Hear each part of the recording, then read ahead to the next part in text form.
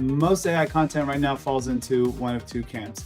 Either you're being told that you're behind and the window is closing, or you're being told everything is amazing and you can't lose. Both are sales pitches. Today, we're going to go do something different. 10 trending AI and business topics, the honest read on each one, and what to actually do. No hype, no panic. Let's go. Welcome to Nobody Told Me About It. I'm Tad Doyle, and I'm here with Nabil Gharbieh. We have 25 plus years of experience as strategic advisors in the technology space. And each week we have the IT strategy conversations your organization needs to be having. This week we're doing a round robin. 10 things business leaders should know about AI right now and what's actually worth doing about each one. Nabil, what's your first headline? First headline, I've got right here, the data says 51% of small business owners describe themselves as AI explorers, testing tools without full commitment. Only 8% have reached advanced adoption. Among small business workers, daily AI use is now 30%. I think exploration was the right move in 2024. If you've been testing AI tools for 2 years now and you're not really sure what to do with them, I get it. I go through that with my personal AI projects I'm toying with. I have so many AI tabs open. I get it. But pick for your business, pick one workflow and commit to it for a quarter and measure it. And that beats testing 5 tools that are not going anywhere. MIT Sloan researchers predict Agentic AI will fall into Gartner's trough of disillusionment in 2026. Gartner separately predicts 40% of agentic projects will be canceled by the end of 2027 due to cost, unclear value, or weak controls. At the same time, agents are real, and some are working well in narrow use cases. So what do we take from this? Agents aren't a scam, but they're also not the silver bullet that last year's marketing claimed. They hallucinate, they need humans in the loop, and they're harder to govern than simple AI. That doesn't mean don't use them. It means be specific about where they fit and where they don't. So if a vendor is pitching you an autonomous agent that needs no oversight, that should be a red flag in 2026.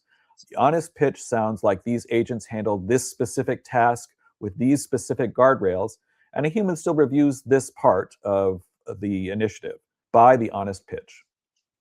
63% of employers globally cite skills as the primary barrier to transformation. Only 20% of small businesses feel confident adopting AI effectively, compared to 82% of mid-sized firms.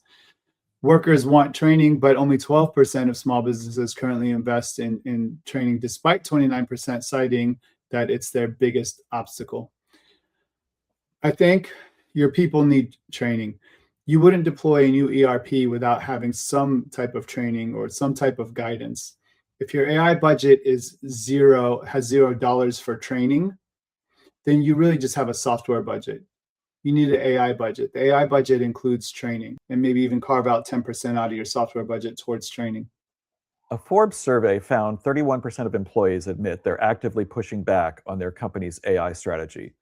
45% of small business workers worry that too much AI will harm their company's reputation. At the same time, 30% of SMB workers now use AI daily, and many genuinely want to learn more. Your workforce is not one block. Some people are excited, some people are scared, some are quietly protecting their job by not engaging. Pretending it's all one mood is what tanks rollouts. Treating each group differently is what makes them work. Before you roll out AI, ask your team 3 things. What excites you? What worries you? What's missing? The answers will shape your rollout better than any vendor presentation. MIT Sloan researchers are openly comparing the AI investment moment to the dot-com industry. The sky-high valuations, growth over profits, massive infrastructure spend. At the same time, real businesses are seeing real ROI from real deployments, and both can be true. I think the vendor market will consolidate. Some tools you're using today won't exist in 3 years, and that's not catastrophic, that's normal. So just don't bet your strategy on one vendor. Treat it like the tools that you would treat with any critical infrastructure. Just have a plan B, and I also would set up maybe a regular audit cadence to make sure that this vendor is still performing in the way that works best for your organization. 68% of high ROI AI organizations have mature governance frameworks. Among lower performers, only 32%. 56% of CEOs in another survey said they're delaying major AI investments specifically because they don't have governance clarity. This one is straightforward. Companies with governance clarity move faster with confidence. Companies without it either move recklessly or freeze entirely. The data is consistent across studies.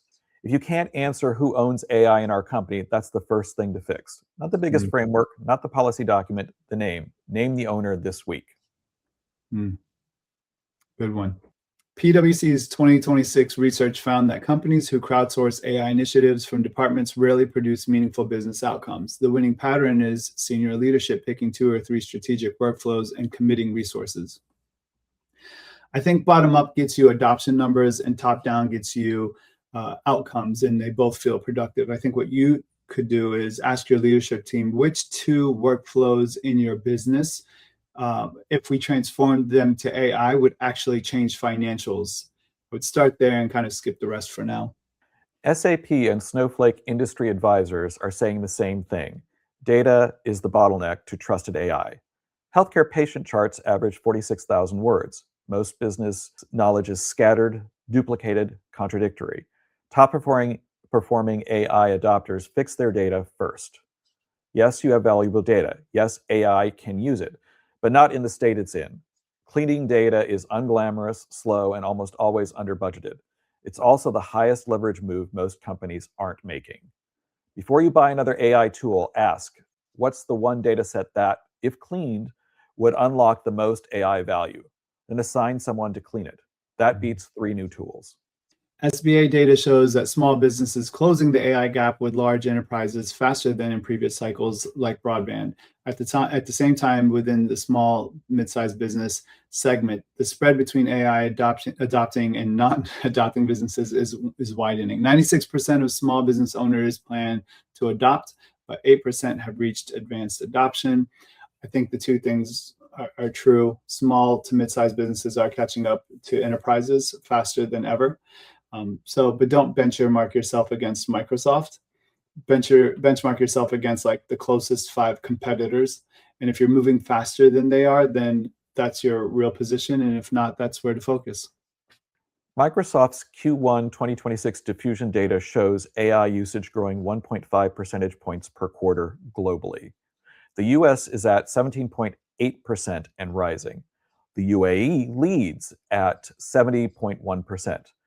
Gartner predicts 40% of enterprises will use task-specific AI agents by the end of 2026, up from less than 5% in 2025. The market is moving, but it's not crowded yet. You're not late, you're also not early. You're right on time to make a thoughtful decision instead of a panicked one. That's a better starting position than most. What problem are we solving? What's it worth? What's the smallest commitment that proves the case? That question is what separates leaders who succeed from leaders who churn through pilots. 10 trends. Every one of them has an opportunity and a real friction. Pick the trend that resonated most and have a real conversation about it this week. Not the one that scared you, not the one that excited you, the one that felt most relevant to your business. Start there. If today's episode helped, subscribe, share it with someone in your organization who needs to hear it, and we'll see you guys next week.